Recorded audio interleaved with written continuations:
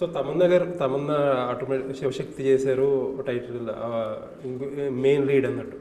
So ఆవిడ ఫక్త్ commercial heroine. అవును. అసలు ఆవిడని ఇమాజిన్ చేయడమే రిస్క్ ఏమో కదా ఇలాంటి క్యారెక్టర్లో. అసలు రిస్క్ అని the minute when I got that idea ఎవరు సూట్ అవుతారు అనగానే టీంలో ఒకరిద్దరు ఏదో అనగానే నేనే అన్నాను, లేదు వాళ్ళకంటే తమన్నా బాగుంటుంది అని. ఓకే. ఇనిషియల్గా ఫస్ట్ వచ్చింది ఏంటంటే రియాక్షన్ అంత ఫేర్ ఉంటుంది కదా అంటే నాగసాధులు కానీ శివసత్తులు కానీ వాళ్ళు తెల్లగా ఉండకూడదా, దానికి దీనికి కాంప్లెక్షన్కి క్యారెక్టర్కి సంబంధం లేదు, మరి ఎలా పుల్ ఆఫ్.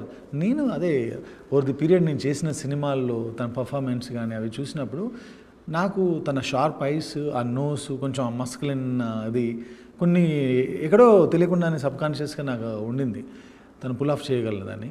నేను బిలీవ్ చేశాను బ్లైండ్గా.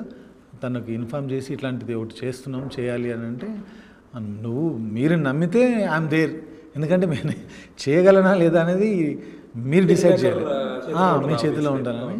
కానీ నా ఎఫర్ట్స్ ఏం లేకుండానే తనే పుల్ ఆఫ్ చేయగలిగింది. Because for the past few years she is also into that devotional that spiritual path. Okay. So కొంతమంది ట్రైలర్ చూసాక కొంతమంది ఇంకా తమన్నాలో ఆ వాకింగ్ స్టైల్లో కానీ డైలాగ్ డెలివరీలో కానీ కొంచెం అర్బన్ యాక్సెంట్ కొద్దిగా ఫేర్గా ఉండటం అవన్నీ కూడా ఇంకా కొంచెం ఆ హీరోయిన్ కనపడుతుంది కమర్షియల్ కనిపిస్తుందని అన్నారు కదండి ట్రైలర్లో. మీరు చూస్తారు కదా, మూవీ చూసిన తర్వాత కాన్షియస్గా తీసుకునే నిర్ణయం అండి. ఇప్పుడు మనం 12th ఫెయిల్ చూసాం, విక్రాంత్ మెస్సీ ఆ క్యారెక్టర్లు, వాళ్ళ మేకప్, వాళ్ళు ట్యాన్ అయ్యి ఒక 30 days సన్లో వెళ్ళిపోయి ఇంత హార్డ్ వర్క్ చేశారు. అప్పుడు మాధవన్ గారు కానీ ఇట్లా ఇవన్నీ చూసినప్పుడు మేము ఇనిషియల్గా ఆ discussion was on the skin only. చెప్పి చేద్దాం అనుకున్నాం, 2-3 టెస్టులు చేసాం. కేరళ నుంచి పట్నం రషీద్ గారు కానీ చాలామందిని పిలిచి ఆ టెస్టులు, నీతాలుల్లా గారు అన్నీ చేసి చూస్తే 3 meetings తర్వాత కూడా నాకు ఫేక్ అనిపిస్తుంది. అవన్నీ నాకు ట్యాన్ ఫేక్ అనిపిస్తుంది, చేసినవి ఇంత పెద్ద కుప్పు పెట్టాం పైన అవన్నీ ఫేక్ అనిపించింది. అవన్నీ వదిలేసి మళ్ళీ న్యాచురల్గా వెళ్ళిపోదాం అని డిసైడ్ అయిపోయి న్యాచురల్గా వెళ్ళిపోయాం. ఎప్పుడైతే న్యాచురల్గా తను రియల్ మనిషిలాగా దిగిందో ఆ కాస్ట్యూమ్స్ వేసుకొని, అప్పుడు I could see real Shivasatti అనిపించింది. మూవీలో చూసినప్పుడు కూడా ఇప్పుడు ఆల్మోస్ట్ తను 19-20 years అంటున్నారు తన ఇండస్ట్రీలోకి వచ్చి. తన లైఫ్లో తన కెరీర్లో ఎప్పుడూ చేయని రోలు, ఎప్పుడూ చేయని ఎమోషన్ ఈ సినిమాలో మనం ఒక రేంజ్లో చూడొచ్చు. సో తమన్నా విషయం పక్కన పెడితే ఈ హిందీలో ఈవేళ రేపు డివోషనల్ సినిమాలు లేకపోతే ఇలా సూపర్ న్యాచురల్ ఎలిమెంట్స్ ఉన్న సినిమాలు బాగా వర్కౌట్ అవుతున్నాయి. సో ఆ మార్కెట్ మీద గట్టిగా ఫోకస్ చేస్తున్నారు ఈసారి. మార్కెట్ మీద ఫోకస్ అయితే చేస్తున్నారు, అది మేం కాదు. Hindi the person who bought the rights for Hindi ఆయన చేస్తున్నారు ఎక్కువగా. అది ఎట్లా వర్కౌట్, సినిమా ఎలా వర్కౌట్ అవుతుంది ఏంటో ఏమో ఎవరికి ఏం తెలియదండి. అంటే గోవుల గురించి, గోమూత్రం గురించి ఒక డైలాగ్ ఉంది కదా, అది పర్టికులర్గా ఇప్పుడు ఆ మూడ్ రిఫ్లెక్ట్ అయినట్టు కావాలని రాసింది. రియలీ వెరీ సారీ, నేను అసలు అట్లా అస్సలు ఆ ఉద్దేశంతో రాసిందే కాదు. ఈ సినిమా వరకు నేను చెప్పే మీరు నమ్మండి, ఈ సినిమా నిజాయితీగా కథ ఏమనిపిస్తే అది రాసుకుంటూ వెళ్ళిపోయాం. కొలతలు లెక్కలే లేవు సార్ ఈ సినిమా. బిఫోర్ మేము ప్రీవియస్ ఫిల్మ్స్లో అన్నిటికీ లెక్కలేసేవాళ్ళం, ఇది ఇంత, ఈ ఏరియా ఇంత వస్తుంది, ఇది ఇట్లా బిజినెస్ అవుతుంది, ఈ హీరో ఉన్నాడని. ఈ సినిమాకి 0 లెక్కలండి, లెక్కలేయలేదు. బట్ లెక్కలు ఈసారి వచ్చినాయి.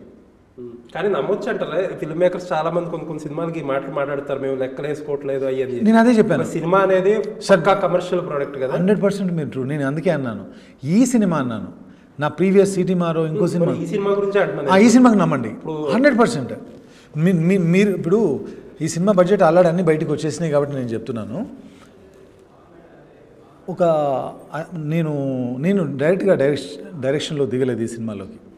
నాతో పాటు జర్నీ చేసిన నా ఫ్రెండ్ అశోక్ అనే అతను ఇనిషియల్ కాదు ఇప్పుడు కూడా ఆయన డైరెక్టరు. తమన్నా హీరోయిన్. ఒక female centric film. Odela part 1 చాలా తక్కువ బడ్జెట్ సినిమా, అంటే అంత తక్కువ బడ్జెట్లో ఎవరు తీయరు.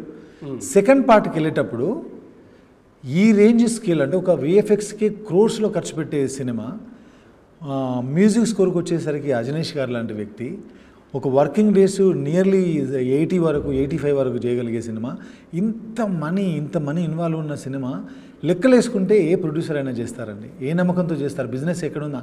Everyone knows that when we started this film, everyone knows that there is no OTT, there is no satellite, everything collapsed అనే మైండ్ సెట్లోనే ఉన్నారు. బట్ కానీ ఏ లెక్కలు ఇప్పుడు మీరు నాకు ఎక్స్ప్లెయిన్ చేయండి. ప్రొడ్యూసర్కి ఏ లెక్క ఉంటుంది? అవును. జీరో. అందుకే అన్నాను ఈ సినిమా వరకు లెక్కలేదు. జస్ట్ కంటెంట్ని నమ్మాడు ఆయన కూడా, నేను చెప్పింది నమ్మాడు. మేము కాశీలో ఓపెనింగ్ చేసామండి. ఇక్కడ ఓపెనింగ్ చేస్తే మీకు తెలుసు ఎంత ఖర్చు అవుద్దో. యూనిట్ని తీసుకెళ్ళి అక్కడ ఓపెనింగ్ చేస్తే దానికి 4 రెట్లు అయింది. ఓపెనింగ్ అక్కడ ఎందుకు చేశారు అని అంటే శివుడి సినిమా శివుడి దగ్గరే, ఆయన పాదాల దగ్గరే స్టార్ట్ చేద్దాం అనేది అప్పటి ఉద్దేశం.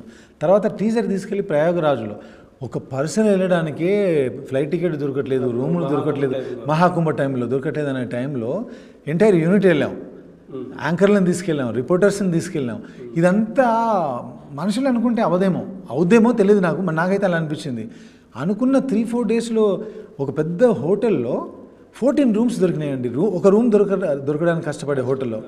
మరి అది ఎలా జరిగిందో ఏంటో, అది అంత మ్యాజికల్గా జరిగింది.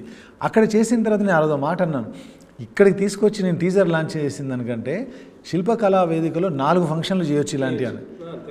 అంటే ఇంత జరిగిందంటే దానికి లెక్క ఎలా చెప్పండి? అప్పటివరకు రూపాయి అమ్మలేదు మేము, మాకు రూపాయి వస్తుందని తెలియదు, బ్లైండ్గా శివుని నమ్మి వెళ్ళిపోయాం అంతే.